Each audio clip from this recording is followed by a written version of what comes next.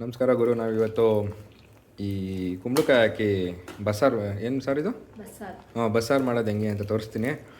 ಇದಕ್ಕೆ ಟೊಮೊಟೊ ಹಣ್ಣು ಒಂದು 2 ಟೊಮೊಟೊ ಹಣ್ಣು ಕಟ್ ಮಾಡಿ ಹಸಿ ಅವರೆಕಾಳನ್ನ ಬೇಯಿಸ್ಕೊಂಡಿದ್ದೀವಿ. ಇದರೊಳಗಡೆ ನಮ್ಮದು ಸಾಂಬಾರು ಪೌಡ್ರ್ ಹಾಕ್ತಾಯಿದ್ದೀವಿ. 1 ಸ್ಪೂನ್.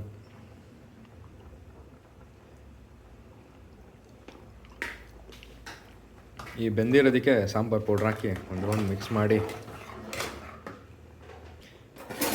ಇವಾಗ ಖಾರದ ಪುಡಿ ಹಾಕ್ಕೊಂಡ್ವಿ. ಖಾರದ ಪುಡಿ ಅಂತ ಕರೀತಾರೆ ನಮ್ಮ ಕಡೆ, ಅದು ಆ್ಯಕ್ಚುಲಿ ಸಾಂಬಾರು ಪೌಡ್ರು. ಇವಾಗ ಇದಕ್ಕೆ ಉಪ್ಪು ಹುಳಿ ಹಾಕಬೇಕು. ಉಪ್ಪು ಹುಳಿ ಆ್ಯಡ್ ಮಾಡಾದ್ಮೇಲೆ ನೋಡಿ ಕುಂಬಳಕಾಯಿ ಎಲ್ಲ ಕಟ್ ಮಾಡಿ ಇಟ್ಕೊಂಡಿದ್ದೀವಿ.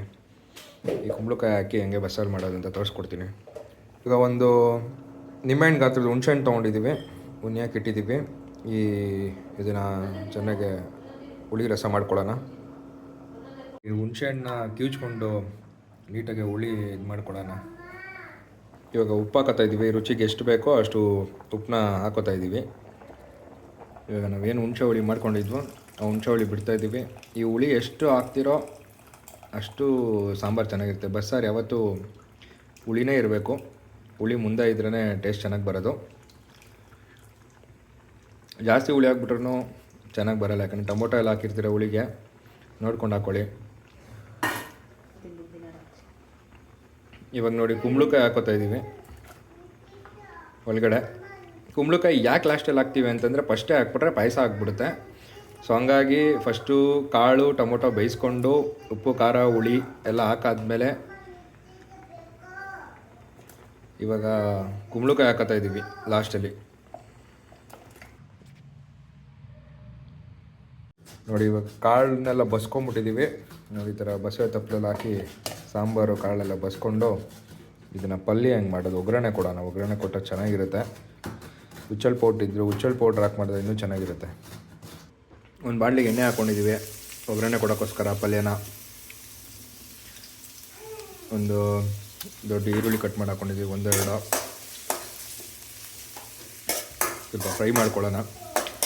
ಇದಕ್ಕೆ ಮೇಯ್ನಾಗಿ ತಿಳ್ಕೊಬೇಕಾಗಿರೋದು, ಆರೋಗ್ಯಕ್ಕೆ ಒಳ್ಳೆಯದು ಅಂತ ಸಾಸಿವೆ ಜೀರಿಗೆ ಎಲ್ಲ ಹಾಕ್ಕೊಂಡ್ರೆ ಆ ಪಲ್ಯ ರಾ ಟೇಸ್ಟ್ ಹೋಗ್ಬಿಡ್ತದೋ.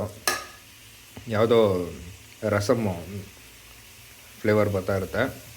ಸೊ ಹಂಗಾಗಿ ಬರೀ ಎಣ್ಣೆ, ಈರುಳ್ಳಿ, ಕರ್ಬೇವಿನ ಸೊಪ್ಪು ಹಾಕಿಲ್ಲ ಅಂದ್ರೂ ಚೆನ್ನಾಗಿರುತ್ತೆ. ಅದು ರಾ ಫ್ಲೇವರ್ನೇ ಉಳಿಸ್ಕೊಬೋದು. ನೀವೇನಾದ್ರು ಸಾಸಿವೆ ಗೀಸಿವೆ ಹಾಕಿ ಮಾಡಿಬಿಟ್ರೆ ಯಾವುದೋ ನಮ್ಮ ಉಡುಪಿ ಉಪ್ಪಾರಲ್ಲಿ ಕೊಡೋ ಪಲ್ಯ ಇದ್ದಂಗಿರುತ್ತೆ.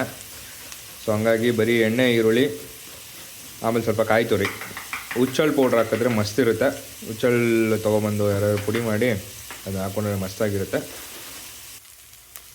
ಈಗ ಈರುಳ್ಳಿ ಸ್ವಲ್ಪ ಫ್ರೈ ಆದಮೇಲೆ, ಈರುಳ್ಳಿ ತುಂಬ ಫ್ರೈ ಮಾಡಿಬಿಡಿ, ಪೇಪರ್ ಥರ ಆಗ್ಬಿಡುತ್ತೆ.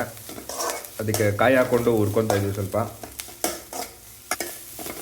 ಈ ಪಲ್ಯಗೆಲ್ಲ ಈ ಕಾಯಿ ತುರಿ ಏನು ಹಾಕ್ಕೊಂಡಿದ್ವು ಅದು ಎಣ್ಣೆಲಿ ಸ್ವಲ್ಪ ಹುರ್ಕೊಂಡ್ರೆ ಟೇಸ್ಟ್ ಇರುತ್ತೆ. ಇವಾಗ ಈರುಳ್ಳಿ ಕಾಯಿ ಬೆಂದಿರೋದಕ್ಕೆ ನಾವು ಬಸ್ಕೊಂಡಿರೋ ಕಾಳು, ಕುಂಬಳಕಾಯಿ ಮತ್ತು ಟೊಮೊಟೊ ಕಟ್ ಮಾಡಿ ಹಾಕ್ಕೊಂಡಿದ್ವಲ್ಲ ಅದು ಇದಕ್ಕೆ ಸಿಕ್ಕೊಂಡಿರುತ್ತೆ ಬಸ್ಕೊಂಡಾಗ. ಅದನ್ನೆಲ್ಲ ಇವಾಗ ಬಾಂಡಿಗೆ ಹಾಕ್ಕೊತಾ ಇದ್ದೀವಿ ಫ್ರೈ ಮಾಡೋಕ್ಕೆ.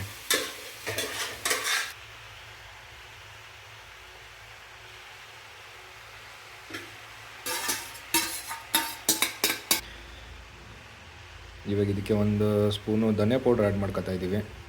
ಇದು ಒಂದು ಫ್ಲೇವರ್ ಕೊಡುತ್ತೆ, ಚೆನ್ನಾಗಿರೋ ಫ್ಲೇವರು. ಉಪ್ಪೆಲ್ಲ ಆಲ್ರೆಡಿ ಉಪ್ಪಲ್ಲಿ ಬೇಯಿಸ್ಕೊಂಡಿರೋದ್ರಿಂದ ಉಪ್ಪು ಹಾಕ್ಬೇಡಿ. ಆಮೇಲೆ ಚಿಲ್ಲಿ ಪೌಡ್ರು, ಖಾರದ ಪುಡಿ ಹಾಕ್ಕೊತಾ ಇದ್ದೀವಿ 1/2 ಸ್ಪೂನು, ಖಾರಕ್ಕೆ ಎಷ್ಟು ಬೇಕಷ್ಟು.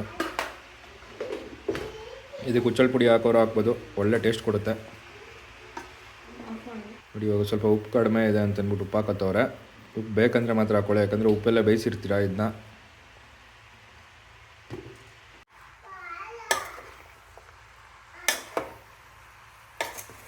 ನೋಡಿ ಇವಾಗ ಪಲ್ಯ ರೆಡಿ ಆಯಿತು. ಒಗ್ಗರಣೆ ಕೊಟ್ಟಿರೋದು, ಸ್ವಲ್ಪ ಸಾಂಬಾರು ಪೌಡ್ರಲ್ಲ, ಧನಿಯಾ ಪೌಡ್ರು, ಚಿಲ್ಲಿ ಪೌಡ್ರು, ಈರುಳ್ಳಿ, ಕಾಯಿ ಇಷ್ಟು ಹಾಕ್ಕೊಂಡು ಈಗ ಸಾರು ಬಸ್ಕೊಂಡಿದ್ದೀವಲ್ಲ, ಇಲ್ಲಿದೆ ನೋಡಿ, ಇದೇ ಬಸ್ಸಾರು. ನೋಡಿ ಇದೇ ಬಸ್ಸಾರು ರೆಡಿ. ಇದಕ್ಕೆ ಒಗ್ಗರಣೆ ಹಾಕ್ಕೊಳ್ಳೋಣ. ಬೆಳ್ಳುಳ್ಳಿ, ಈರುಳ್ಳಿ ಒಗ್ಗರಣೆ ಇಟ್ಕೊಂಡಿರೋ ಸಾಂಬಾರಿಗೆ ಬೆಳ್ಳುಳ್ಳಿ ಬಿಡಿಸ್ಕೊಂಡು ಒಂದು ಸ್ವಲ್ಪ ಈರುಳ್ಳಿ ಹಾಕ್ಕೊಂಡು ಒಗ್ಗರಣೆ ಹಾಕ್ಕೊತಾ ಇದ್ದೀವಿ.